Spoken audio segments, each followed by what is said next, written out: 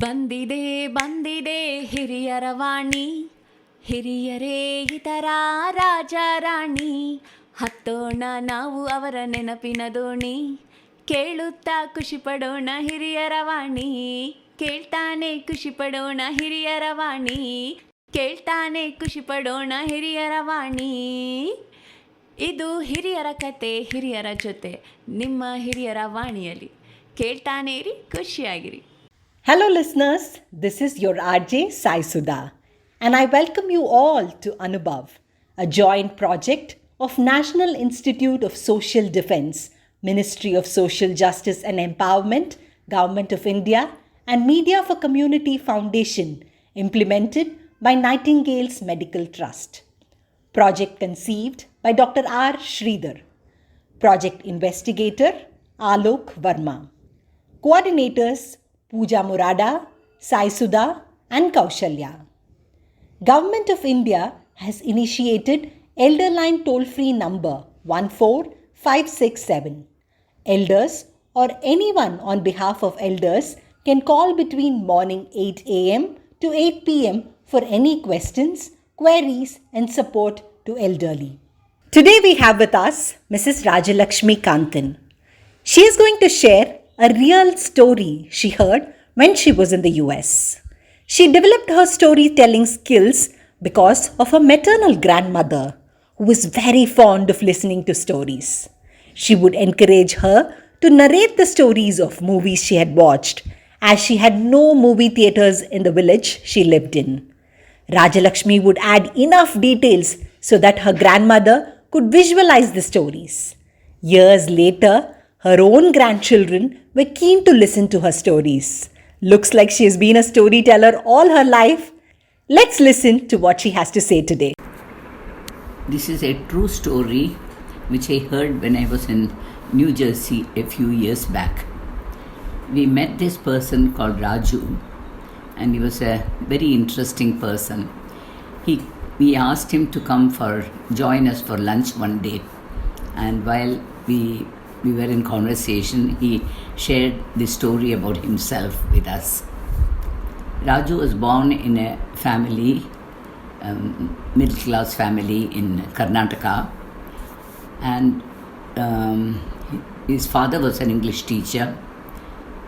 His father was a school teacher and his mother was a homemaker, and he had two elder siblings, and he was, as a little boy of 2 years, the early memories that he has is of getting up in the middle of the night, having a dream which disturbed him a lot, and he would start crying, going to his mother and ask her what is happening. And he told her that his dream was of a lady who was calling out to him in a language unknown to him, because they speak only Kannada at home. He did not know any other language. She was gesturing to him like a mother would to a child, asking him to come to her. And this disturbed him and he was not able to sleep properly. And this was happening every night without fail. This he did not know how to deal with it.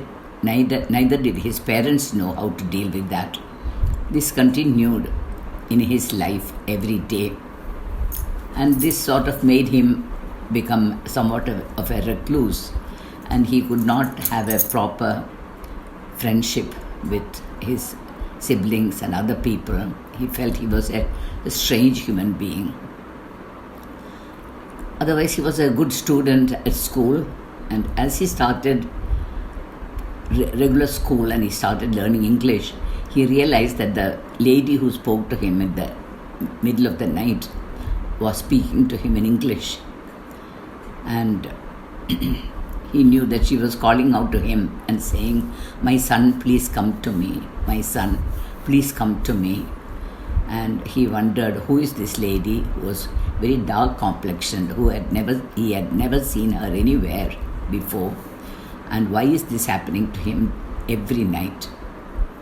So as this continued, his mother and father took him to someone nearby who could help people with some problems like this, some psychological problems sometimes.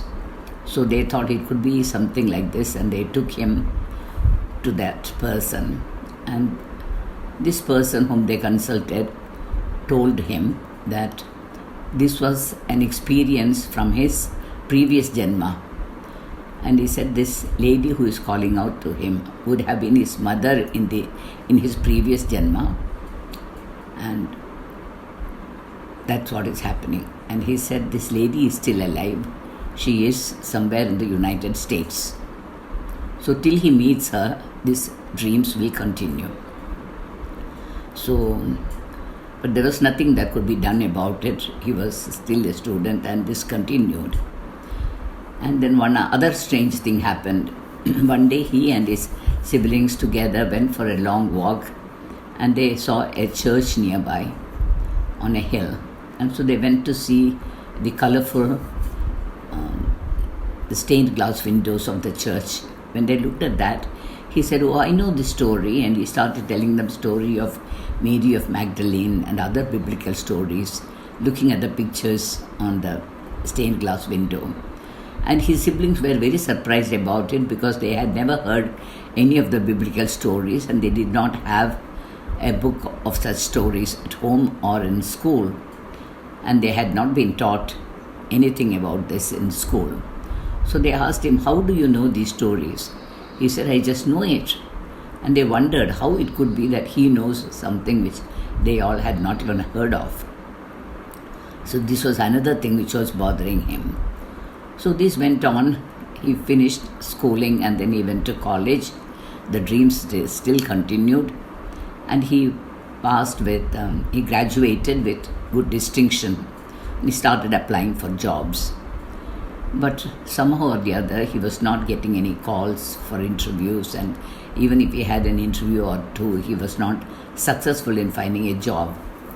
So he decided to go to this gentleman who had earlier given him an explanation for his dreams, and asked him, "How come I am not getting any job in spite of my good qualification?"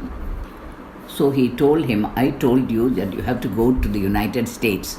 That is where you will find a job, and you will find a resolution for your dream." So he decided to go to the United States. But of course, his father being a school teacher, and he having one more younger brother also, 4 people to support in the family, he did not have savings to send his son to United States. So he approached a cousin of his who was whose family was quite affluent, and he asked them that whether they would advance some money to him for him to go to the United States, find a job, and then he can repay the loan. And the cousin was very good friend of his, and therefore that money was given to him to go to the United States, and also to survive there for a month at least till he gets a job. So he applied for a visa. In those days, it was easier for him to get a visa. Many people were going to United States even without a job. So he thought, in order to tell them why he needed a visa, he will explain. So he wrote a 2-page letter describing his dreams and why he has to go to the United States. And after posting the letter and the visa application, he came home and he thought about it, and he wondered whether he had done a very stupid mistake, because he thought the visa officer, if he reads his letter, he might think that this is a madman and not give him a visa at all. So he thought, I just spoiled my own future. He thought like that. But then 2 weeks later, he had an interview for a visa. So he was very happy, and he went for a visa interview, and he answered well all their questions and everything, and he said visa is granted, and he went to pay the money for the visa. And that time, out of curiosity, after getting the visa, he asked the visa officer, "Did you receive my letter which I had posted?" And he said, "Of course I read, but we get many letters like this. Some of you write letters like that, which is very entertaining, I would say. And he just laughed it off. So anyway, he went and bought a ticket for himself, and he went to USA, landed in New York. And he had imagined that he would get out of the airport, and while he's traveling, he would find the place, a familiar place. But no such thing, nothing was familiar for him. And he was finding it very hard to find a place where he could stay, and then something which he could afford. And then he started a very serious search for a job, and he did find one. Within 3 weeks he found a job. It was nothing great to talk about. It was just in a supermarket. He had to fill the shelves with the products that were arriving. But anyway, he thought at least he'll earn some money and he'll look for a better job suitable for his qualification later. So for the present, he was happy, and he found in the rural parts of New Jersey, he found an accommodation for himself, and he started settling down. And eventually, after a few months, he found a better job, and he got better earnings, and he started paying back his loan. He established himself. In a couple of years' time, he was reasonably comfortable, by which time his younger brother had also graduated, and he wanted his brother to help him to come to the United States. So he dutifully helped his younger brother to come. And his younger brother came, and he found a job in Georgia, and where he went and settled in Georgia. And he kept asking Raju that, why don't you come and spend some time with me? I haven't spent time with you for a long time now. So Raju said, yeah, I will come one of these days. But he didn't have any great inclination to go and see him, because the dreams continued. And while he traveled here and there in New Jersey looking for a familiar place, but he did not find anything related to his previous Janma or whatever it was. And his brother got quite impatient, and then that Christmas time he sent a letter with a return ticket for his brother. And he said, since you are not taking any initiative, I have sent this ticket for you, so you are coming and spending your Christmas holidays with me. So now he said he did not want to waste his brother's money. So he took the ticket and he took the flight. It was of course a cheap ticket for one of those red-eye flights, which is during the night you fly and you get a red eye because of lack of sleep by the time you arrive. And it was a ticket with a stopover in between. You had to change flights somewhere between New York and Georgia. So he took this flight at 10:30 p.m. from New York, and he landed in this place, some place which he did not know, at about 1 o'clock at night. But then suddenly they announced that there was a severe snowstorm expected, and therefore flights will be delayed, and their flight, which was supposed to take off at 3 o'clock, it will be rescheduled after the storm passes away. So till then, they will be given accommodation in a nearby motel where they can spend the night, and the next morning they will take the flight. So he waited for the bus which was taking them to the motel. And as he sat near the window, he was just looking out through the snowstorm which was raging outside. He could see the roads and the road signs, and suddenly he saw this road sign which seemed very familiar. And then he looked at the road, and the road was familiar too. And many of those buildings were very well known to him, and he recognized what those buildings were. And then as they stopped in front of the motel, he recognized the motel, and he realized that was where he worked as a janitor, cleaning all the place.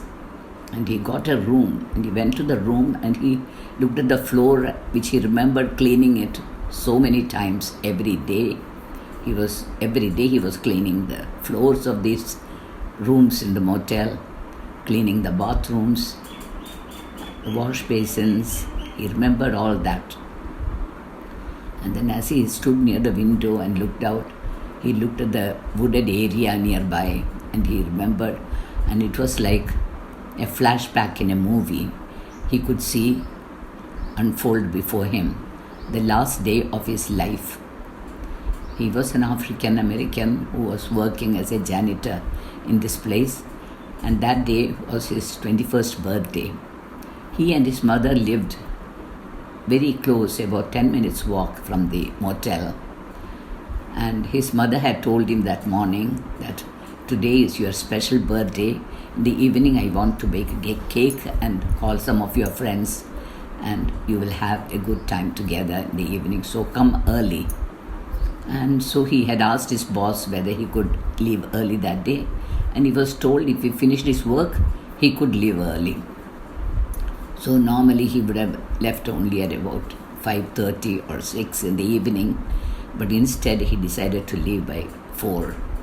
He finished all his work, and he was so excited about meeting all his friends and having a small party in the evening with cake baked by his mother. He was looking forward to that, and he thought he'll take the shortcut through the wooded area instead of going through the road. So he was walking in that wooded area, and suddenly he heard some boys calling out to him abusive names, because yes, in that area where they lived there was a lot of racism, and 4 white boys were walking through the woods after their baseball game with baseball bats in their hand. They had had a bad defeat that day in their game, and they were all in a bad mood. And when they saw this African American in a happy mood, whistling away and going, that sort of irritated them, and they tried to taunt him, tease him. He did not respond to any of that because he knew that it was asking for trouble talking to them. So he just tried to walk briskly and get away from them. But of course that was not to be. They all rushed and surrounded him, and for no reason at all they just beat him up with their baseball bats. And when he had become injured very badly, they tied him up and then hung him in a tree upside down, and they started a fire near his face, and they left him to die a painful death with the fire burning his face unrecognizably. And that was the end of his life that day. And of course his mother got the news. Mother was waiting for him to come. Mother got the news that somebody who might have been her son had died in the woods. But the mother refused to believe. Of course the face, you could not recognize the face at all, and she felt that was not true. So she believed my son is alive somewhere, and for some reason unknown to me, he has just left, but he will come back. So my son will come back. That was her belief. Now, Raju remembered his name was Robert, and he went to the nearby church and found out that his mother was very old but still lived in the same house. And so immediately he rushed in the morning to that house and rang the bell. His uncle, his mother's brother, who was looking after his sister, he came and opened the door, and he said, "Uncle, I am Robert. I want to see my mother."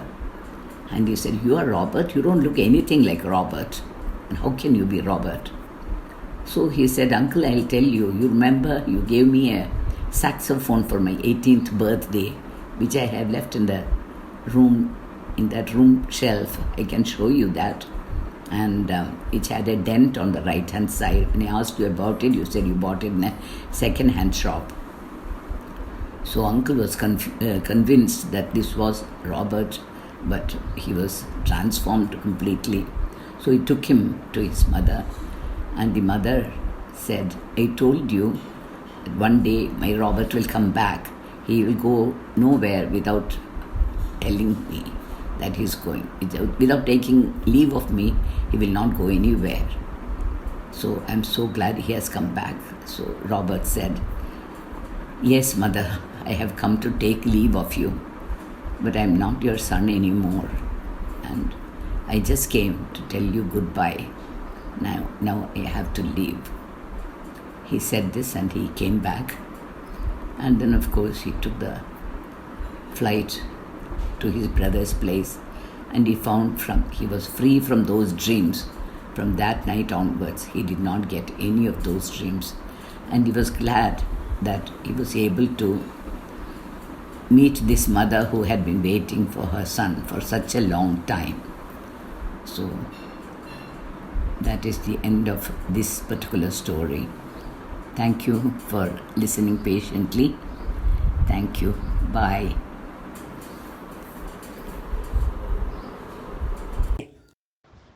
Thank you so much, Mrs. Rajalakshmi, for that lovely story. We could visualize the incident which had happened long ago. Listeners, I hope you too enjoyed the program. Stay tuned to Hiraravani for more such programs. Government of India has initiated Elder Line toll-free number 14567. Elders or anyone on behalf of elders can call between morning 8 a.m. to 8 p.m. for any questions, queries and support to elderly. Bye for now. Take care.